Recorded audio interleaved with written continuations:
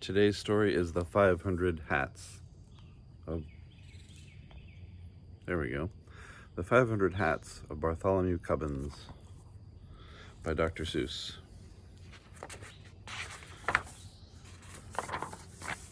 In the beginning, Bartholomew Cubbins didn't have 500 hats. He only had one hat. It was an old one that belonged to his father and his father's father before him. It was probably the oldest and the plainest hat in the whole kingdom of Did, where Bartholomew Cubbins lived. But Bartholomew liked it, especially because of the feather that always pointed straight up in the air.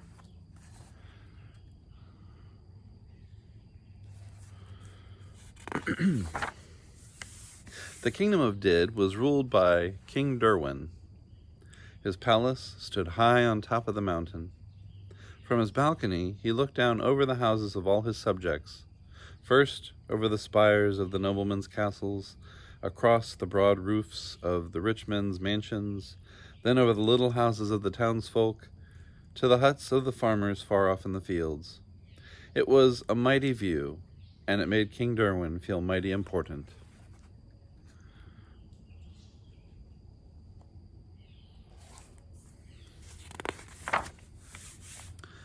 Far off in the fields, on the edge of Cranberry Bog, stood the hut of the Cubbins family.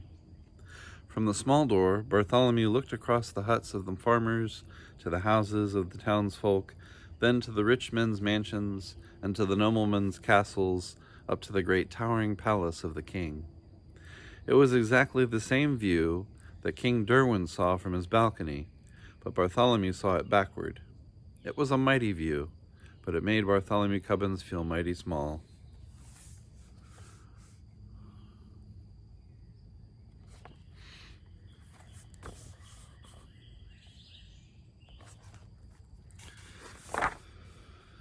Just after sunrise one Saturday morning, Bartholomew started for town.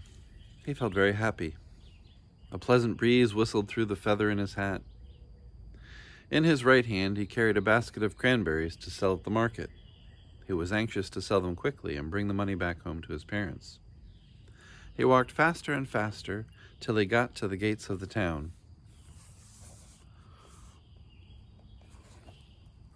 The sound of silver trumpets rang through the air. Hoofbeats clattered on the cobbled streets.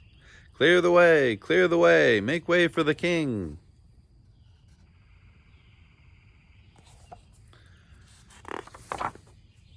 All the people rushed for the sidewalks.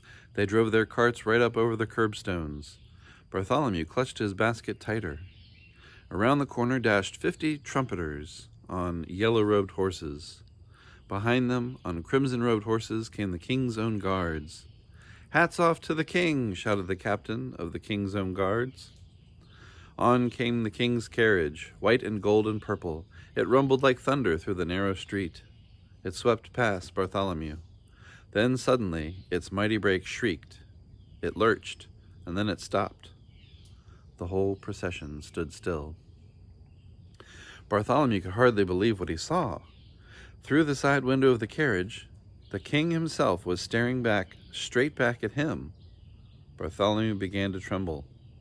"Back up," the king commanded the royal coachman. The royal coachman shouted to the royal horses.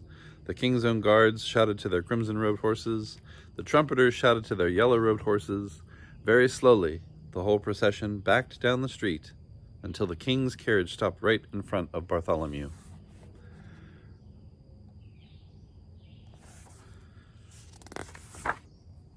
The king leaned from his carriage window and fixed his eyes directly on Bartholomew Cubbins. "Well? Well?" he demanded. Bartholomew shook with fright. "I ought to say something," he thought to himself, but he could think of nothing to say. "Well?" demanded the king. "Do you or do you not take off your hat before the king?" "Yes, indeed, sire," answered Bartholomew, feeling greatly relieved. "I do take my hat off before the king." "Then take it off this very instant," commanded the king, more loudly than before.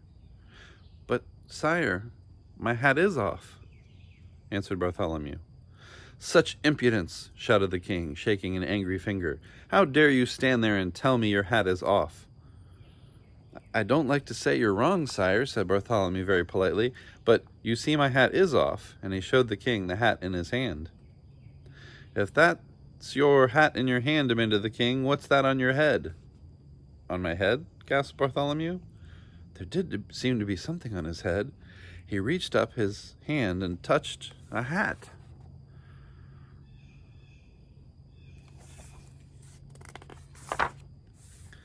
The face of Bartholomew Cubbins turned very red.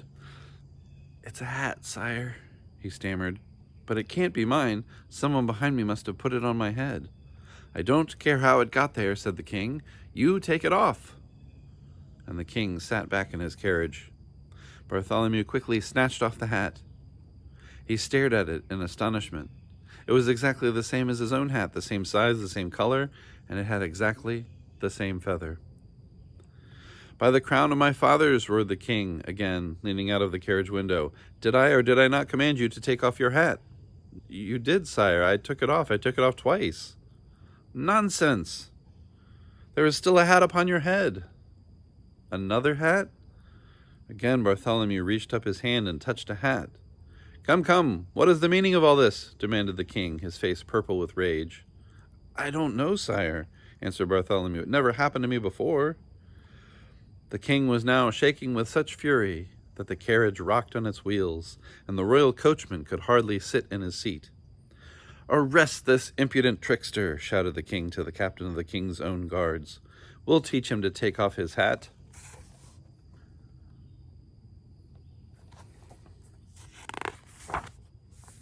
The royal coachman cracked his long whip.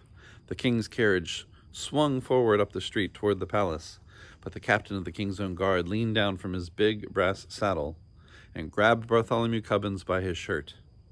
Away flew Bartholomew's basket. The cranberries bounced over the cobblestones and rolled down into the gutter.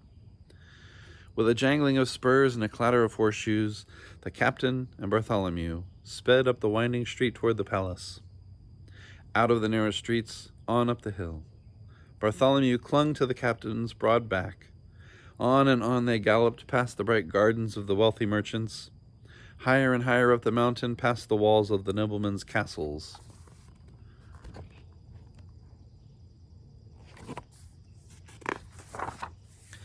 Flup! The sharp wind whisked off Bartholomew's hat. Flup, flup! 2 more flew off. Flup, flup, flup! Flew another and another. 4, 5, 6, 7. Bartholomew kept counting as the hats came faster and faster. Lords and ladies stared from the windows of their turrets, wondering what the strange stream of hats could mean. Over the palace drawbridge they sped, through the great gates, into the courtyard. The captain pulled in his reins. His Majesty waits in the throne room, said a guard, saluting the captain. The throne room! The captain dropped Bartholomew to the ground. I'd certainly hate to be in your shoes, he said, shaking his head sadly. For a moment, Bartholomew was terribly frightened. Still, he thought to himself, the king can do nothing dreadful to punish me because I really haven't done anything wrong. It would be cowardly to feel afraid. Bartholomew threw back his shoulders and marched straight ahead into the palace. Follow the black carpet, said the guard at the door. All through the long hallway, Bartholomew could hear the muttering of voices behind heavy doors. He won't take off his hat? No, he won't take off his hat.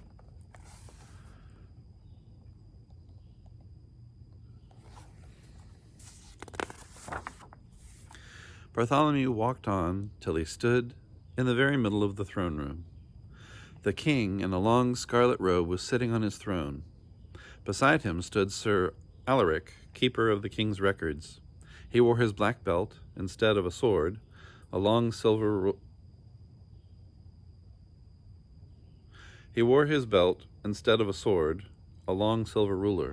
Lords and noblemen of the court stood solemn and silent.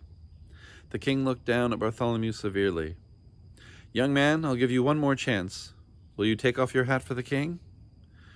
Your Majesty, said Bartholomew as politely as he could, I will, but I'm afraid it won't do any good.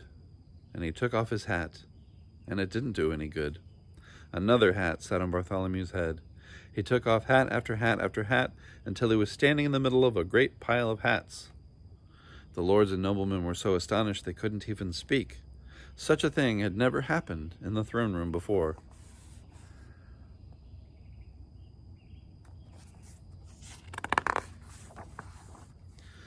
Heavens, said Sir Alaric, keeper of the records, blinking behind his triangular spectacles. He's taken off 45. And there were 3 more down in the town, said the king. And you must add on 87 more that blew off my head as we were galloping up the hill, said Bartholomew, trying to be helpful.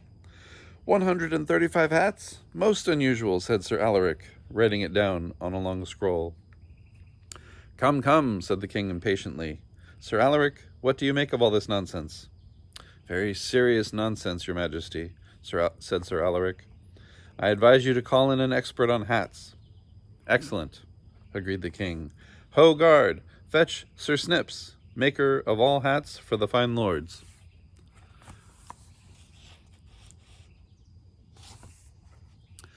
Into the throne room marched the smallest man wearing the tallest hat that Bartholomew had ever seen. It was Sir Snips. Instead of a sword, he wore at his side a large pair of scissors. Take a look at this boy's hat, commanded the king. Sir Snips looked at Bartholomew Cubbins' hat and sniffed in disgust. Then he turned to the king and bowed stiffly. Your Majesty, I, Sir Snips, am the maker of all hats for all the fine lords. I make hats of cloth, of gold, fine silks, and gems, and ostrich plumes. You ask me what I think of this hat? Pooh! It is the most ordinary hat I've set my eyes on. In that case, said the king, it should be very simple for you to take it off. Simple indeed, mumbled Sir Snips haughtily, and standing on his tiptoes, pushed his pudgy thumb at Bartholomew's hat and knocked it to the floor. Immediately, another appeared on Bartholomew's head.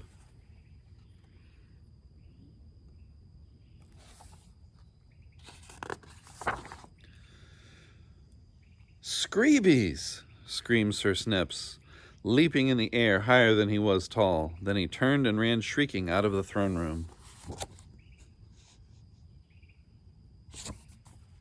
Dear me, said the king, looking very puzzled. If Snips can't do it, this must be more than an ordinary hat. 136, wrote Sir Alaric, wrinkling his brow. Your Majesty, I advise you to call in your wise men.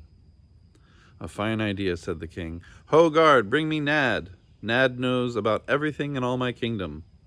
In came an old man. He looked at the hat on Bartholomew's head. He looked at the pile of hats on the floor.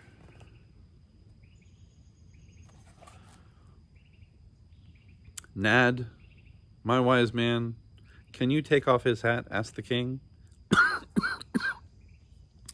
Nad shook his head solemnly, no. Then fetch me the father of Nad, commanded the king. He knows about everything in all my kingdom and in all the world beyond. In came an even older man, but when he looked at Bartholomew's hats, the father of Nad merely locked his fingers across his beard and said nothing.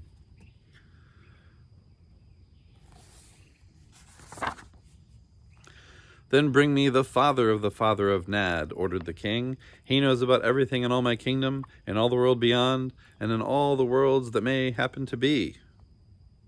Then came the oldest man of them all, but he just looked at Bartholomew and nibbled nervously at the end of his beard. Does this mean there is no one in my whole kingdom who can take off this boy's hat? Bellowed the king in a terrifying voice. A small voice came up through the balcony window. What's the matter, Uncle Derwin? To Bartholomew, it sounded like the voice of a boy. The king stepped out on the balcony and leaned over the marble railing. There's a boy in here, just about your age, said the king. He won't take off his hat. All right, so there's the father of Nad, nibbling on the end of his beard. Bartholomew tiptoed up behind the king and looked down. There stood a boy with a big lace collar, a very proud little boy with his nose in the air. It was the Grand Duke Wilfrid, nephew of the king. You send him down here, said Grand Duke Wilfrid. I'll fix him. The king thought for a minute. He pushed back his crown and scratched his head. Well, maybe you can. There's no harm in trying. Take him to the Grand Duke Wilfrid, commanded the king, and 2 of the king's own guards led Bartholomew out of the throne room.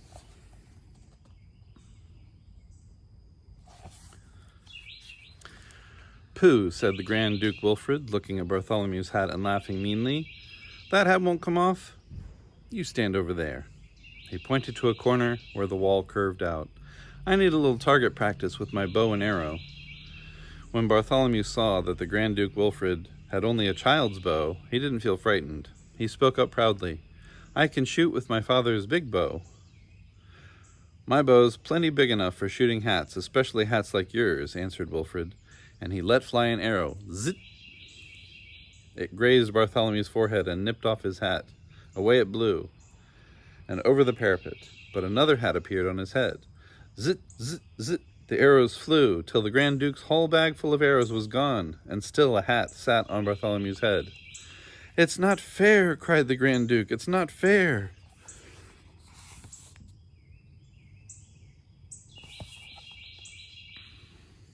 He threw down his bow and stamped upon it. 154 hats, gulped Sir Alaric.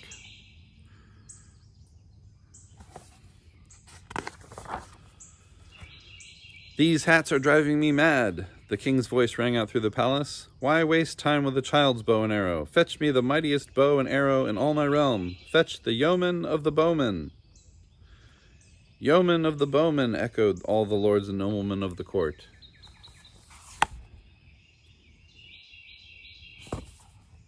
A gigantic man strode out across the terrace. His bow was as big as the branch of a tree. The arrow was twice as long as Bartholomew and thicker than his wrist. "Yeoman of the bowmen," said the king, "shoot off this boy's hat and make it stay off." Bartholomew was trembling so hard that he could scarcely stand straight. The yeoman bent back his mighty bow. Grzzp! Like a mad giant hornet, the arrow tore through the air toward Bartholomew Cubbins. Grzap! The sharp arrowhead bit through the hat and carried it off, and on for a full half-mile. Grzop! It plunked to a stop in the heart of an oak tree. Yet there on Bartholomew's head sat another hat. The face of the yeoman of the bowmen went white as the palace walls. "It's black magic," he shrieked.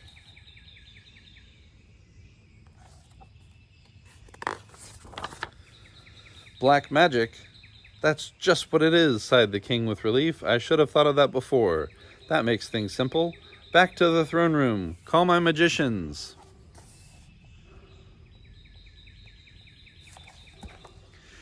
In the whole throne room there wasn't a sound as loud as a breath. But from the spiral stairs that led down from the southwest tower came the shuffling of slow padded feet. The magicians were coming. Low and slow, they were chanting words that were strange. "Dig a hole 5 furlongs deep, down to where night snakes creep. Mix and mold the mystic mud, Malbur, Balbur, Titter, Tud." In came 7 black-gowned magicians, and beside each one stalked a lean black cat. They circled round Bartholomew Cubbins, muttering deep and mysterious sounds. "Stop this useless muttering," ordered the king. "I want a chant that will charm away this boy's hat." The magicians huddled over Bartholomew and chanted, "Winkabus, Tinkabus, Fatachi, Clay, hat on this demon's head, fly far away. Howl, men, howl away. Howl away, howl away. Yowl, cats, yowl away. Yowl away, yowl away. Hat on this demon's head, sweep away, creep away, leap away, gleep away. Never come back." "It's a mighty good chant," said the king, looking very pleased. "Are you sure it will work?" All the magicians nodded together. "But," said the king, looking puzzled, "there still seems to be a hat upon his head. How long will it take for the charm to work?" "Be calm, O sire, and have no fears," chanted the magicians. "Our charm will work in 10 short years." "10 years?" gasped the king. "Away, fools!" he shouted. "Out of my sight! I can't wait 10 years to get rid of his hat. Oh dear, what can I do? What can I do?" "If I were king," whispered Grand Duke Wilfrid, "I'd chop off his head." "A dreadful thought," said the king, biting his lip. "But I'm afraid it'll have to do." "Young man," he said to Bartholomew Cubbins, and he pointed to a small door at the end of the room, "march down those steps to the dungeon and tell the executioner to chop off your head." Bartholomew's heart sank into his boots, but he did as the king commanded. "I must take off my hat," he said to himself as he started down the long black stairway. "This is my last chance." One hat after another he tore from his head. 156, 157, 158. It grew colder and damper. 217, 218, 219. Down, down, down. 231, 232, 233. It seemed to Bartholomew he must be in the very heart of the mountain. "Who's there?" said a voice from the blackness. Bartholomew turned a corner and stepped into the dungeon. There's the Duke telling the king to chop off his head. The executioner was whistling and swinging his axe idly, because at the moment he had nothing to do. In spite of his busyness, he really seemed to be a very pleasant man. "The king says you must chop off my head," said Bartholomew. "Oh, I'd hate to," said the executioner, looking at him with a friendly smile. "You seem like such a nice boy." "Well, the king says you have to," said Bartholomew, "so please get it over with." "All right," sighed the executioner, "but first you've got to take off your hat." "Why?" said Bartholomew. "I don't know," said the executioner, "but it's one of the rules. I can't execute anyone with his hat on." "All right," said Bartholomew, "you take it off for me." The executioner leaned across the chopping block and flipped off Bartholomew's hat. "What's this?" he gasped, blinking through the holes in his mask, as another hat sat on Bartholomew's head. He flipped off this one, then another one, and another.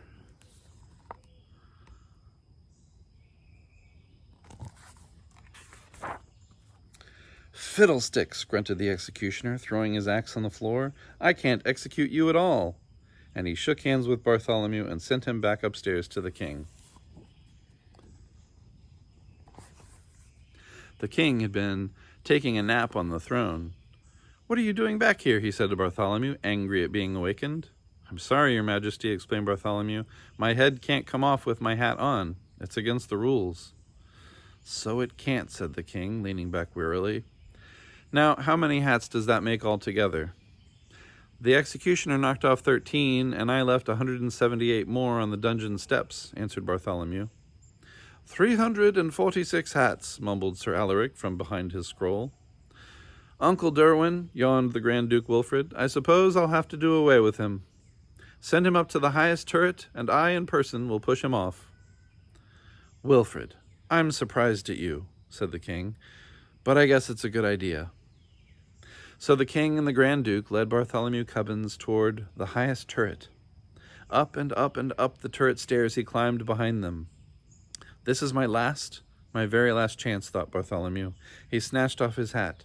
347. He snatched off another. He pulled and he tore and he flung them behind him. 398. 399. His arms ached from pulling off hats, but still the hats came. Bartholomew climbed on. 448, 449, 450, counted Sir Alaric, puffing up the stairs behind him. Suddenly, Sir Alaric stopped. He looked. He took off his triangular spectacles and wiped them on his sleeve, and he looked again. The hats began to change. Hat 451 had not one, but 2 feathers. Hat 452 had 3. Hat 453 also had 3, and a little red jewel. Each new hat was fancier than the hat just before.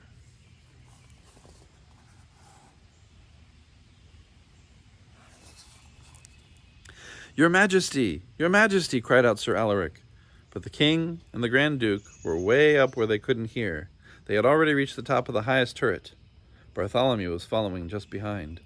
"Step right out here and get out on that wall," snapped the Grand Duke Wilfrid. "I can't wait to push you off." But when Bartholomew stepped up on the wall, they gasped in amazement. He was wearing the most beautiful hat that had ever been seen in the kingdom of Did. It had a ruby larger than the king himself had ever owned. It had ostrich plumes, and cockatoo plumes, and mockingbird plumes, and paradise plumes. Besides such a hat, even the king's crown seemed like nothing. The Grand Duke Wilfrid took a quick step forward. Bartholomew thought his end had come at last. "Wait!" shouted the king. He could not take his eyes off the magnificent hat. "I won't wait," said the Grand Duke. "I'm going to push him off now. That new big hat makes me madder than ever," and he flung out his arms to push Bartholomew off.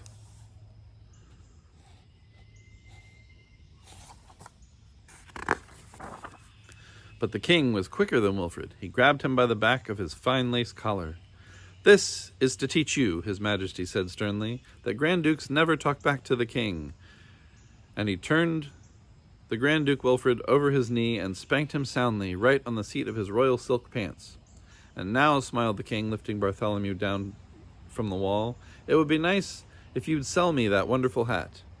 498, 499, broke in the tired voice of Sir Alaric, who had just arrived at the top of the steps. "And that," he pointed to the hat on Bartholomew's head, "makes exactly 500. 500, exclaimed the king. "Will you sell it for 500 pieces of gold?" "Anything you say, sire," said Bartholomew. "You see, I've never sold one before." The king's hands trembled with joy as he reached for the hat. Slowly, slowly, Bartholomew felt the weight of the great hat lifting from his head. He held his breath. Then suddenly he felt the cool evening breeze blow through his hair. His face broke out into a happy smile. The head of Bartholomew Cubbins was bare. "Thank you, Your Majesty. Look," he shouted to the king.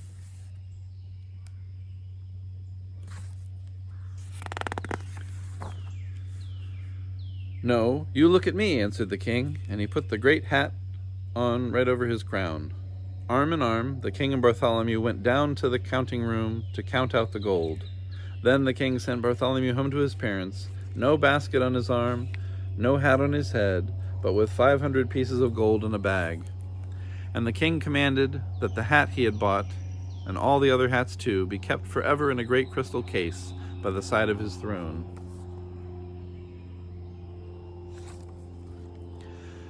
But neither Bartholomew Cubbins, nor King Derwin himself, nor anyone else in the kingdom of Did could ever explain how the strange thing had happened. They only could say that it just happened to happen, and was not very likely to happen again.